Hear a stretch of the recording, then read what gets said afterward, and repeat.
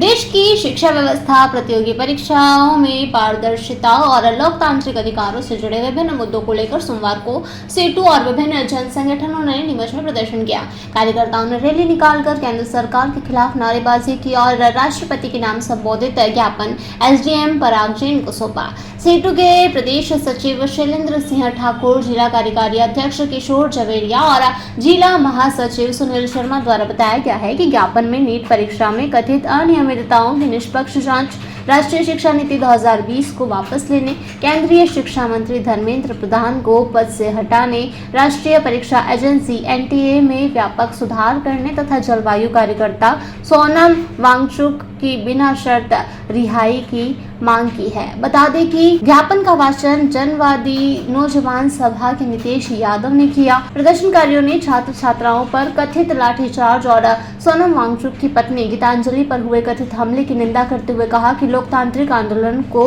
बलपूर्वक दबाना संविधान की भावना के विपरीत है। ज्ञापन में शांतिपूर्ण विरोध प्रदर्शन पर दमनात्मक कार्यवाही रोकने और नागरिक अधिकारों की रक्षा सुनिश्चित करने की भी मांग की है। बता दें कि संगठनों ने चेतावनी दी कि यदि इन मांगों पर शीघ्र सकारात्मक निर्णय नहीं लिया गया तो छात्र, युवा, किसान, मजदूर और जन संगठनों के साथ मिलकर देशव्यापी आंदोलन तेज किया जाएगा। प्रदर्शन में एसएफआई, डीवाईईएफआई, सेतु, मार्क्सवादी कम्युनिस्ट पार्टी और जनवादी लेखक संघ सहित विभिन्न संगठनों के पदाधिकारी और कार्यकर्ता उपस्थित थे। लोकतांत्रिक व्यवस्था में संवाद सबसे बेसिक शिष्टाचार होता है और वर्तमान समय में हमने जो देखा, एक बार नहीं बार बार के आंदोलन में और वर्तमान में जो 23 दिन से अनशन चल रहा था, उसमें हमने ये देखा कि एक तरह से बिल्कुल अनदेखी की गई, एक लोकतांत्रिक प्रतिरोध की, एक अनशन की बिल्कुल अनदेखी करी गई और बेसिक जो सबसे न्यूनतम लोकतांत्रिक शिष्टाचार है संवाद, उससे बचते और भागते नजर आए सत्ता वाले। और ये बहुत ही शर्मनाक है कि उन्होंने संवाद की जगह लाठी और आंसू गैस के और बैरिकेड का सहारा लिया। इस तरह की बातें बहुत ही तानाशाही पूर्ण है और ये देश गांधी का, भगत सिंह का रहा है और हमेशा से आज़ादी से पहले भी और आज़ादी के बाद भी हमारे यहाँ आंदोलनों की एक तरह से प्रथा रही है कि हम आंदोलन का सम्मान करते हैं, जनभावना का सम्मान करते हैं और जनभावना का सम्मान ना करते हुए देश के करोड़ों युवाओं का जो मुद्दा है उस पर बात ना करते हुए इस तरह की बर्बरता जो दिल्ली में की गई है उसकी हम घोर निंदा करते हैं और हम कहते हैं कि किसी भी लोकतांत्रिक व्यवस्था में जनता सर्वोपरि है और जनता के ऊपर इस तरह से तानाशाही पूर्ण रवैया अपनाना अपने आप में शर्मनाक है, जिसका पूरे देश भर में आज विरोध हो रहा है और उसकी निंदा हो रही है। और आगे जैसी भी रणनीति होती, हम सब देश के युवाओं के साथ हैं और देश के करोड़ों करोड़ युवा जिनका भविष्य बर्बाद किया जा रहा है परीक्षाओं के और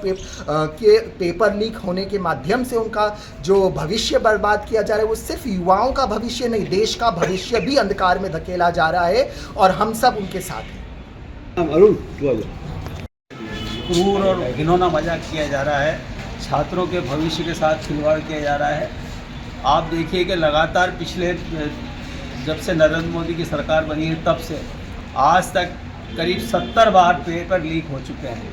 और जिन बच्चों का भविष्य इस परीक्षा के अंदर लगा हुआ था दांव पर, वो भविष्य अंधकार में चला गया। कई लड़के और कई युवा बेरोजगार हो गए हैं और उनकी जो है नौकरी की उम्र निकल गई है। और नीट की परीक्षाएं भी आपने देखा कि किस तरह से एक जो मेडिकल के अंदर लड़के जाते थे और वो लड़के भी नीट की परीक्षा के अंदर इस बार फिर पेपर लीक हुआ। तो ये इसका सरकार का सीधा ये है कि सरकार की जितनी भी परीक्षाएं सरकार जो आयोजित करती है, सरकारी उपक्रम जितने हैं उनको बंद करके और प्राइवेट हाथों में जो ये संस्थान चल रहे हैं उनको बढ़ावा देने के लिए, क्योंकि जब नीट की परीक्षा के अंदर पास ही नहीं हुआ तो उसको सरकारी मेडिकल कॉलेज में एडमिशन नहीं मिलेगा और वो फिर बड़े बड़े डोनेशन देके या तो प्राइवेट कॉलेज भी जाएगा और या फिर सड़क पर ठेला लगाएगा। तो ये सरकार जो नरेंद्र मोदी ने कहा ही था कि चाय का ठेला लगाना और भजिए बेचना भी एक रोज़गार है, तो जितने भी हमारे पढ़े लिखे नौजवान हैं और रोज़गार के लिए जो सरकार की बड़ी बड़ी परीक्षाएं दे रहे हैं, जो रात दिन मेहनत करके और अपनी तैयारियां कर रहे हैं, उनको ये पकोड़े बेचने और चाय का ठेला लगाने के लिए सरकार जो है मजबूर क्या कर रही है, उनको मतलब ये समझ लो कि जहालत में घसीट रही है। तो ये सरकार जो है अपनी आदतों से बाज आए, युवा लोगों से छेड़छाड़ बंद करे। इस देश का युवा अब जाग गया है और जो दिल्ली के अंदर जो ये 20 दिन से सोनम वांगचुक जी ने जो अनशन किया और जिस तरह से सरकार ने उनको गिरफ्तारी उनकी हुई है, वो भी बहुत निर्दयतापूर्वक हुई है। हम उसकी निंदा करते हैं और सरकार से ये अनुरोध करते हैं कि वांगचुक जी को तुरंत रिहा करें और छात्रों की जो मांग है उसको अपने स्तर पर